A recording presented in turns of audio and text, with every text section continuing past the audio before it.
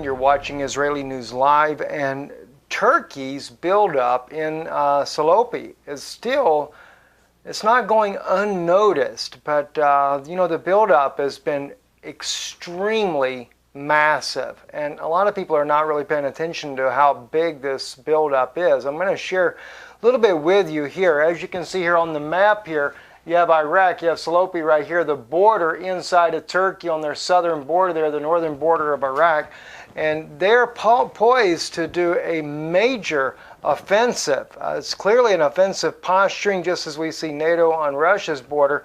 Much of an offensive posturing when you see all this military buildup in one area. And you cannot help but wonder why, though.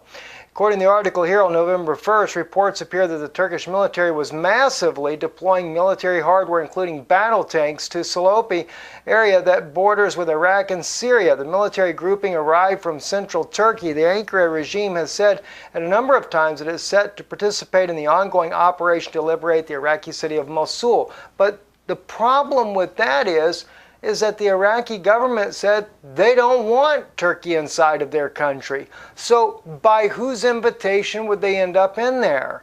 All right, now I want to share with you something else. So this here, friend of ours here on Twitter, he has posted numerous, one after another over the days here of equipment going to Salopi here. As you can see here, these trucks loaded with tanks and stuff. The battle tanks. These are I think the MT-60 that is actually headed up there. But it's not just there. We get this photograph here where he picks up the actual street webcams showing these tanks headed up to that particular region there.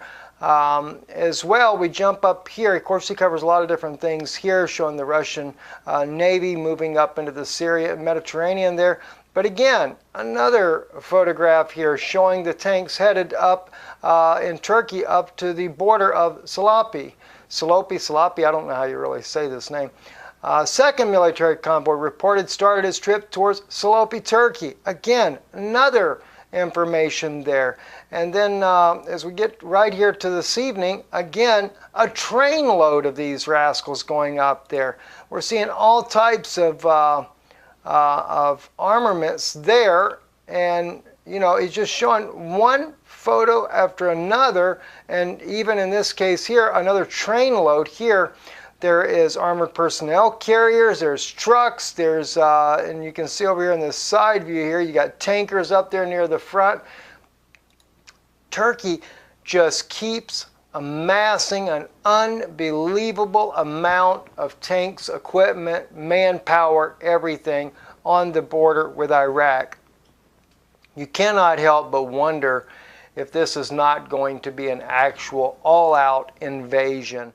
It's just really odd, all this buildup here of military equipment there going up there to the border with Russia. With Iraq there. So very concerning to me to watch this happening. As we've stated before, Russia's Navy fleet is in the Mediterranean there, not far from the Syrian coast. According to one brother there, we posted on Israeli News Live his video there. He says that the Russian fleet has stopped at Cyprus. We know Russia actually put together a base there back. We had reported that here on Israeli News Live back at the beginning of the year when they actually did that. Another interesting thing as well is that Russia's Navy has deployed the Raptor high-speed patrol boats to Syria as well.